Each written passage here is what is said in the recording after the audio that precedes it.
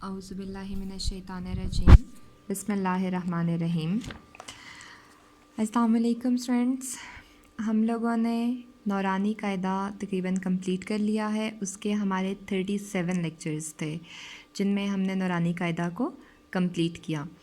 اب اگر کوئی بڑا بندہ ان لیکچرز سے پڑھ رہا ہے یا سیکھ رہا ہے، ٹھیک ہے، تو اس کے لیے تو کوئی ٹائم لمٹ نہیں ہے، وہ آپ پہ ڈیپینڈ کرتا ہے کہ آپ کتنے ٹائم میں اور کتنی آسانی سے کور کر سکتے ہیں ان لیکچرز کو، ٹھیک ہے۔ لیکن اگر کوئی بچہ، ٹھیک ہے، کوئی مدر کسی بچے کو پڑھا رہی ہیں تو میں آپ کو سجیسٹ کرتی ہوں کہ 3 ایئرس سے پہلے، 3 ایئرس کی ایج سے پہلے بچے کو مت پڑھائیں، کیونکہ آئی تھنک وہ بہت چھوٹا ہے ابھی پڑھنے کے لیے اور اس نے آگے ہمیشہ پڑھتے ہی رہنا ہے۔ سو آپ ایسا کریں کہ جب وہ 3 ایئرس کا ہو جائے تو اس کے بعد آپ اسے پڑھانا شروع کریں، اور تب بھی ڈیلی کے حساب سے اس کو مت پڑھائیں، ٹھیک ہے۔ مینس کہ شروع میں ایسا نہیں ہے کہ 3 سال کا وہ ہوا ہی اور آپ نے اس کو دن میں 1 گھنٹہ پڑھانا شروع کر دیا اور ڈیلی آپ نے اسے پڑھانا شروع کر دیا تو اسے لگے گا ایک برڈن آ گیا اس پہ۔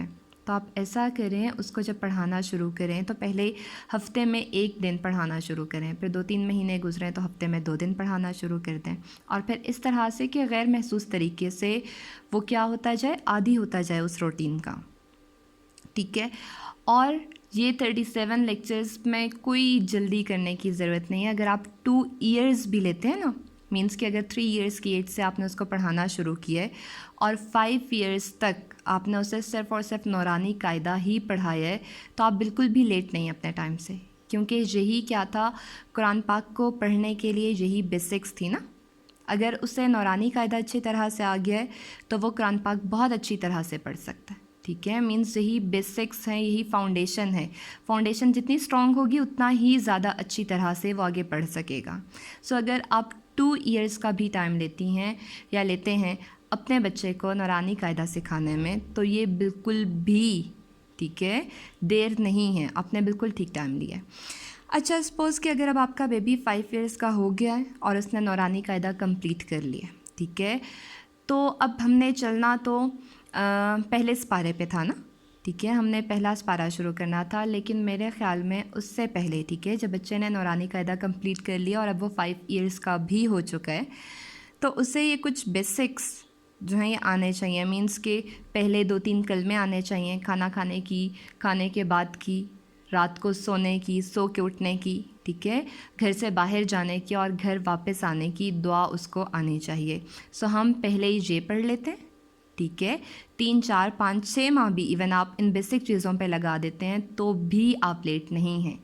مینس کہ اگر آپ کا بیبی 5.5 سال کا ہوا ہے اور اس نے ابھی تک نورانی قاعدہ پڑھا ہے اور اس کو 2 کلمے آتے ہیں، صبح اٹھنے کی، رات کو سونے کی دعا آتی ہے، گھر سے باہر جانے کی، گھر واپس آنے کی دعا آتی ہے، کھانا کھانے اور کھانا کھانے کے بعد کی دعا آتی ہے، تو وہ بالکل بھی لیٹ نہیں ہے، آپ اسے بالکل ٹائملی چلا رہی ہیں اپنے ساتھ، ٹھیک ہے۔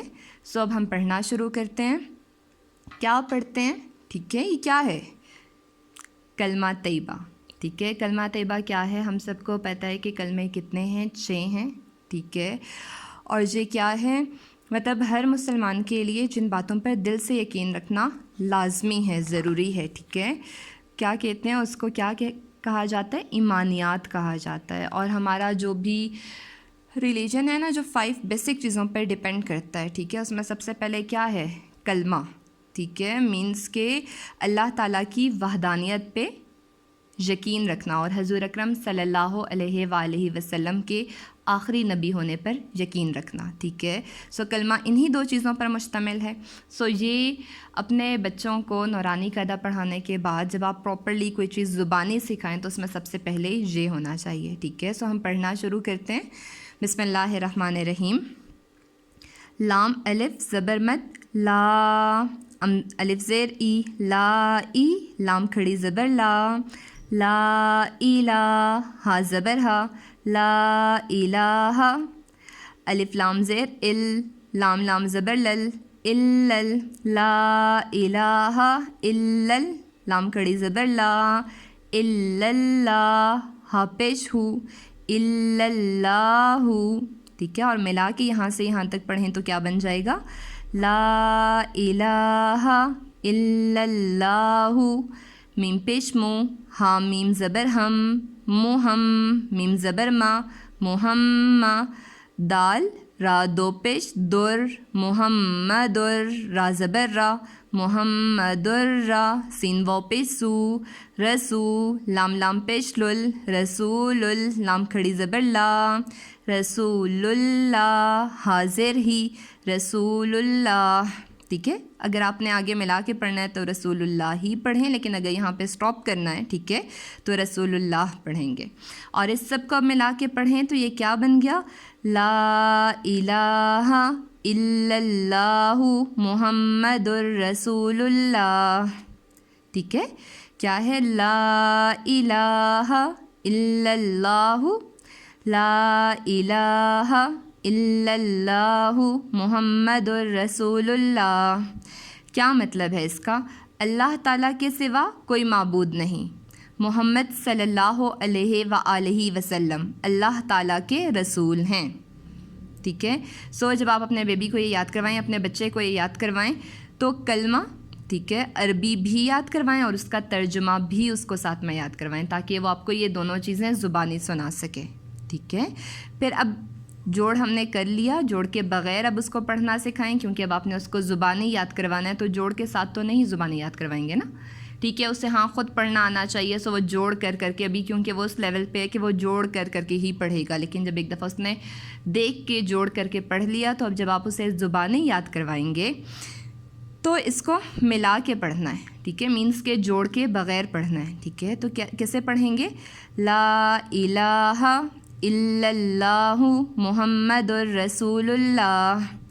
ترجمہ: اللہ تعالیٰ کے سوا کوئی معبود نہیں، حضرت محمد صلی اللہ علیہ وآلہ وسلم اللہ تعالیٰ کے رسول ہیں. سو اس کو بار بار بار بار بار بار پڑھیں.